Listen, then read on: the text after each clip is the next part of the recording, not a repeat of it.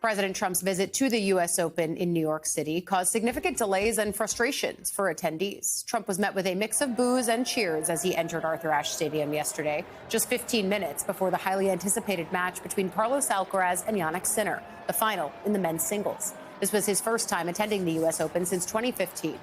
The stadium was only about 10% full at the time of Trump's arrival, as many spectators faced hours-long delays to clear security.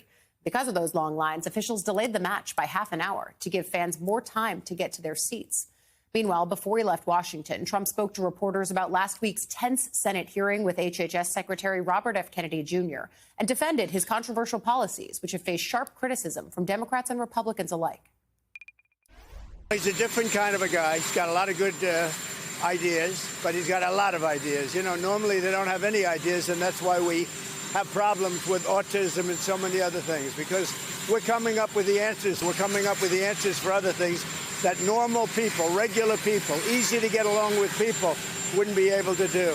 He's got a lot of ideas, and so do I.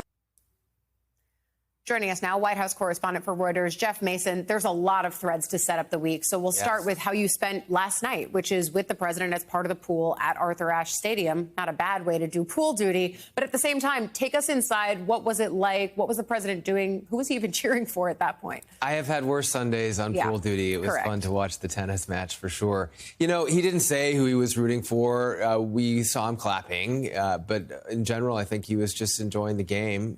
He didn't get, I mean, he sort of got a mixed reception, as you said at the top. But I actually sort of drew the conclusion that the crowd was a little indifferent to President Trump. We were wondering if there might be, you know, more fireworks from a New York audience. And there were definitely some boos, but there were also cheers. And then people kind of let it go and were focused on the match. Yeah, bigger things to look at, including that absolutely wild match between Sinner and Alcaraz, which we'll get to when we talk about sports.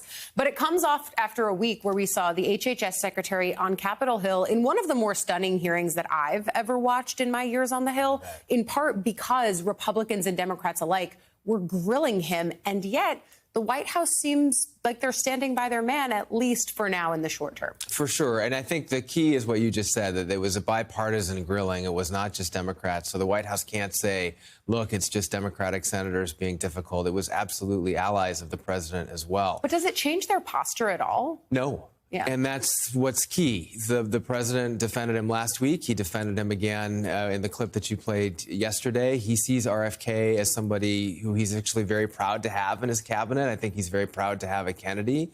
I was told by a White House official, doesn't share the same passion that Secretary Kennedy does for some of these vaccine issues, but he also trusts his judgment, and he's willing to let him kind of set the agenda on this particular issue. And it may have political risk, both for the president and for the secretary. Well, especially, and we'll dig into this later in the show, NBC has new polling that shows confidence in vaccines remains high, thankfully, because they do work, as senators from both sides of the aisle had to remind Kennedy the other day. That's, I think, just one of the key issues that the White House is facing as we get into this week. But there's more if we turn our attention to the international stage. So stay with me, because Russia carried out more attacks in Ukraine throughout the weekend, launching over 800 drones and firing more than a dozen missiles at Kyiv and other cities on Saturday and Sunday. At least 4 people were killed in the capital and more than 20 others were injured. Ukrainian President Volodymyr Zelensky called the attacks a, quote, deliberate crime. Russia, meanwhile, denied that its attacks targeted civilians, claiming they were aimed at transport infrastructure and Ukraine's military-industrial complex. Last night at Joint Base Andrews, President Trump said leaders from Europe will be in the States today and tomorrow to discuss the war in Ukraine. Well, we're going to see. I mean, we have some very interesting discussions. You know, certain European leaders are coming over to our country on Monday or Tuesday, and individually. And I think we're going to get that settled. I think we're going to get it settled. So as the question of what will happen next and what will the end of this conflict look like, there's also the question of pressure. How does the U.S. keep it on? And that's what was happening on NBC's Meet the Press yesterday, where the Treasury Secretary, Scott Bessent, spoke about that issue and said the United States is prepared to increase the financial pressure being put on Russia. However, he stressed that the European Union countries would also have to step in and impose further costs on the countries that purchase Russian oil. President Trump, Vice President Vance had a very productive call with EU President Ursula von der Leyen on Friday. She followed up with a call with me, and we are talking about what can the two EU and the U.S. do together. And we are prepared to increase pressure on Russia, but we need our European partners to follow us, because if the U.S. and the EU do this together, we are in a race now between how long can the Ukrainian military hold up versus how long can the Russian economy hold up. And if the U.S. and the EU can come in, do more sanctions, secondary tariffs on the countries that buy Russian oil, the Russian economy will be in full collapse, and that will bring President Putin to the table.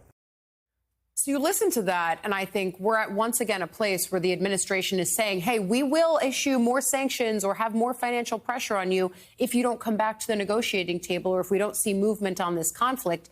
And yet, it does feel like we've been here before, and we've not seen those kinds of massive sanctions, with the exception of the secondary sanctions on India, actually snapped into place. And so when you hear, and as you've been writing for Reuters, that EU officials are coming to the States Monday and Tuesday, what are we looking ahead to, and what do you actually anticipate coming out of that? Well, you're absolutely right to say that we've been here before. In fact, the president was talking about increasing consequences several weeks ago, and then he held a summit with President Putin.